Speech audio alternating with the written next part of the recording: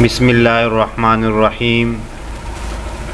आज मैं गैर मुक़ल्लिदीन उलमा से चंद सवालात करूँगा और वो जो है इन सवालात के जवाबात देंगे।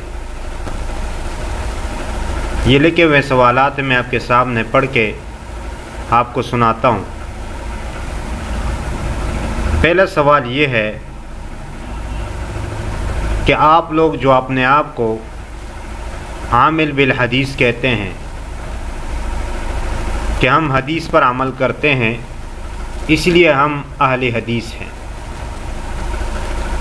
तो मेरा अब सवाल ये बनता है और ये मेरा हक़ है कि आप जो आमिल बिल हदीस है, क्या आप तमाम अहादीस पर अमल करते हैं या बाज़ पर? अगर आपका दावा ये है कि हम तमाम अहादीस पर अमल करते हैं तो आपकी ये बात 100% गलत और झूठ है, क्योंकि तमाम अहादीस पर अमल करना बैक वक़्त मुमकिन नहीं है। इसलिए कि अहादीस के अंदर बाज़ अहादीस बाज़ के मुतारिज़ है। मसलन क़िराअत हल्फ़ल इमाम, आमीन बिल जहर, रफ़अ यदैन और तर्क रफ़अ यदैन और आमीन बिस्सिर वग़ैरह, इनके अंदर अहादीस दोनों तरफ से हैं। अगर आप कुछ अहादीस पर अमल करते हैं तो कुछ आपसे रह जाते हैं, और एक वक़्त में तमाम अहादीस पर अमल करना मुमकिन नहीं, तो फिर आप कैसे आमिल बिल हदीस हुए? और अगर आप कहते हैं कि नहीं, बाज़ अहादीस पर अमल करने की वजह से हम अहले हदीस हैं, तो फिर मैं ये कहूँगा कि इसमें आपकी क्या खुसूसियत है। ये चारों ग्रोह जो है, फ़िक़्ह हनफ़ी वाले और इसी तरह मालिकी हज़रात, शाफ़ी और हम्बली हज़रात, ये भी तो बाज़ अहादीस पर अमल करते हैं। और फिर आपकी क्या खुसूसियत है कि आप अहले हदीस हुए और ये गैर अहले हदीस हुए, और ये तारिक अहादीस हुए और मुखालिफ अहादीस हुए? तो फिर आपकी इसमें क्या खुसूसियत है? ये है पहला सवाल, आप इसका जवाब देंगे। दूसरा सवाल ये है कि सही तरीन किताब बुखारी शरीफ है। अगर कोई शख्स इनके अहादीस की जान पड़ताल करने के बग़ैर इस पर अमल करता है, तो क्या ये शख्स तक़लीद कर रहा है या तक़लीद नहीं कर रहा? अगर आप कहते हैं कि ये तक़लीद महज़ है, तो फिर ये तक़लीद काबिल मदह और सताइश है या काबिल मज़म्मत है? ये दूसरा सवाल है।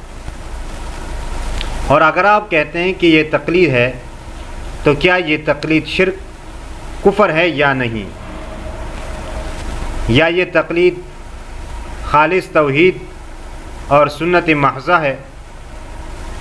तीसरा सवाल ये है कि मुसलमानों में बेशुमार लोग, बल्कि अक्सर लोग मुसलमानों के घरों में पैदा होते हैं और वो जो है मुसलमान करार पाए जाते हैं अपने आबा और अजदाद की वजह से, कि ये मुसलमानों के घरों में पैदा हुआ है, लिहाजा ये मुसलमान है, और उनको अहकाम के दलाइल और इसी तरह मसाइल के दलाइल मालूम नहीं होते, और वो अपने आबा और अजदाद की तक़लीद करते हैं।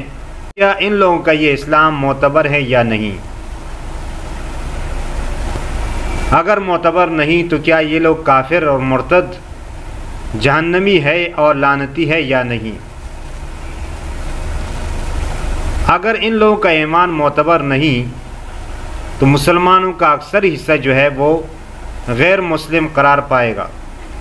तो फिर आपके यहाँ जो गैर मुक़ल्लिदीन की अक्सरियत है, वो भी तो दलाइल से नावाकिफ़ होकर اپنے آبا اور اجداد کی تقلید کرتے ہیں تو پھر جرأت کرے اور ان کے اوپر بھی یہ فتویٰ صادر فرمائیں اور آپ کی جو ذمہ داری ہے وہ پوری کر لے۔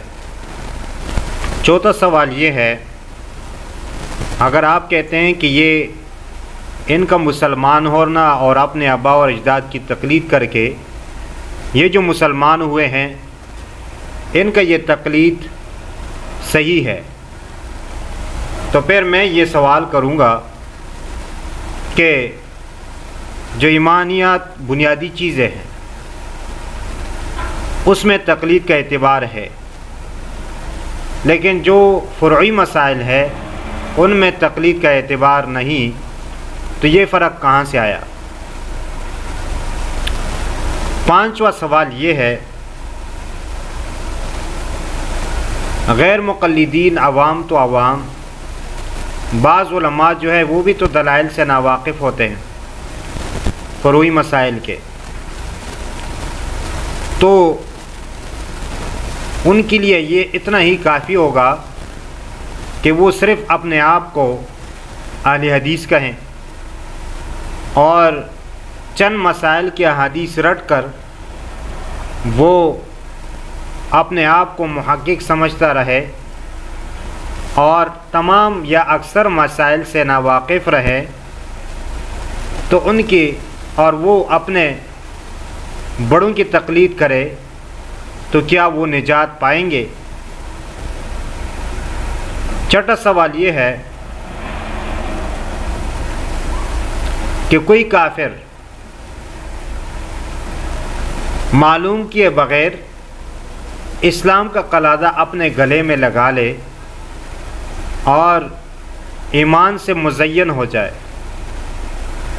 اور تمام احکام اسلام کو تقلیداً وہ مانتا رہے اور اس پر عمل کرتا رہے، اور پھر یہ اس فانی دنیا سے ابدی زندگی کی طرف منتقل ہو جائے، تو کیا اس کا یہ تقلیدی ایمان معتبر ہے یا نہیں؟